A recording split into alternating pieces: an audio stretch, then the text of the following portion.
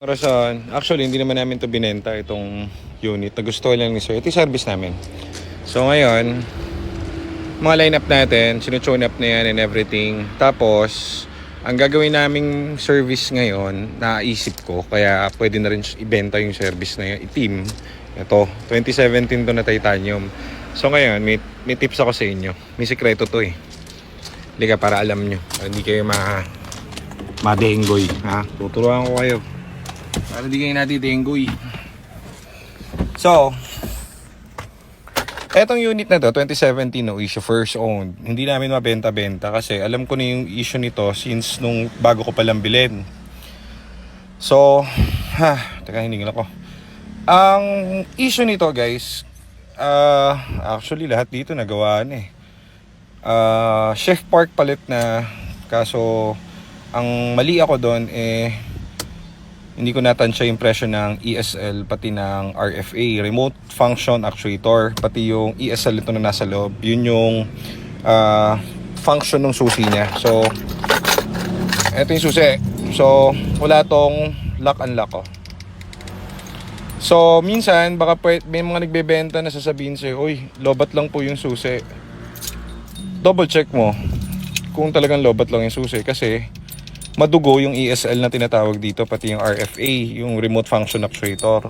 Yun yung nagko-control nung susi, pati nung start button. So tignan nyo ha, ito lang napakaliit ng issue dito. Tignan mo, ayun yung susi. Oh, push start, preno. Ayaw. Oh, ang issue niya lang, kailangan idikit mo dito. Oh, didikit mo dito. Oh, i-start mo. Ayun. Ay, sorry. Oh, yun, start na. Yun lang. So, kita nyo, super late na bagay, pero hindi ko ibebentahan ng ganyan.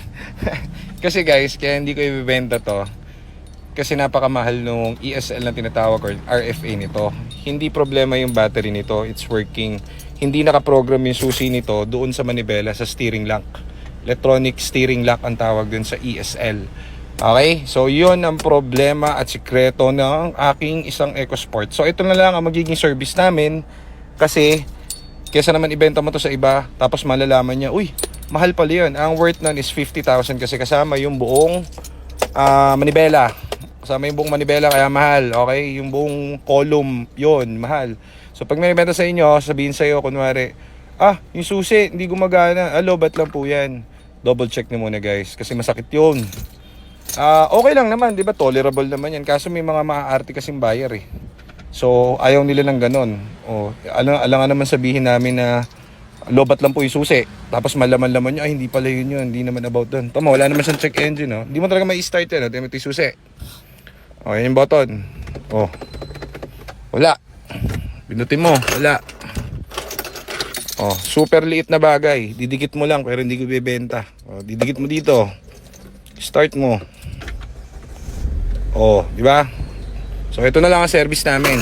Yan ang kwento, kaya ito na lang ang service namin. May moonroof naman to. So pwede na rin to. So sharing ito mo yung service namin ha. Ang pinagkaiba guys nung rebuild yung engine, reinforce na yung block nun, tapos may mga sleeves na yon. Sobrang kanina dinerive ni sir yun, nakita niyo yung difference. Iba yon sa mga Toyota, Honda, pangit yung mga kinakalikal-kalkal yung makina. Pero kasi sa Ford guys, kapag may issue yan pagkakagawa mo dun sa rebuild ng engine yan, hindi ka nalalayo ng isang kanto, wala natitirik na yan, magkaka-check engine yan, magkaka-problema na yan. Eto walang error kahit ano. Ang tinakbo lang nito guys, 29,000 kilometer lang tinakbo. So ganyan tayo pag nagbenta. Pinagmamalaki ko lang sa inyo kasi paano mo nga naman i-explain yon, na pwede mo nga naman sabihin, yung iba sasabihin, lobat lang yung susi mo, palitan nyo na lang po. Syempre pag nabili mo na, tapos ano tawag dito, pinalitan mo na yung susi, magugulat ka, ba't ganun pa rin? Pwede naman to susian, ito tolerable, masususian mo yung lock dito, pero di mo mapipindot, yun tolerable. So pwede na sa amin yung service lang naman namin eh. Pero yan ESL. So sabi nila yung remote, baka kalain nyo yung antena nito. Hindi, yung talagang steering, yung mechanism nito, ang papalitan dito, mahal yun. Maabot ng ano yun, ng 40 to 45. So, yan lang ang parts na mahal niyan. Mas mahal pa yung ESL nito kaysa dun sa buong transmission. Okay, so, ayan o, didikit ko ulit. Ayan, parang magic o. Oh, pindot preno. Oh, galing! Ang galing-galing. O, lalagay ko dun. Ay, umabot. Teka, dito sa kabila.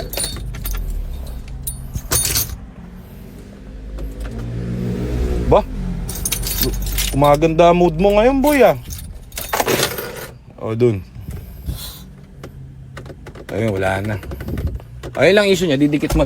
Pero hindi ko binibenta, guys, ha. Sinabi ko lang sa inyo para may matutunan kayo. Pag sa Ford, tignan nyo maigi. Kapag sinabi sa inyo lobat, check nyo, double check nyo. Kapag ganito yung issue, mahal po yan. Ako, huwag nyo nakuhanin. Mahal, mahal, mahal.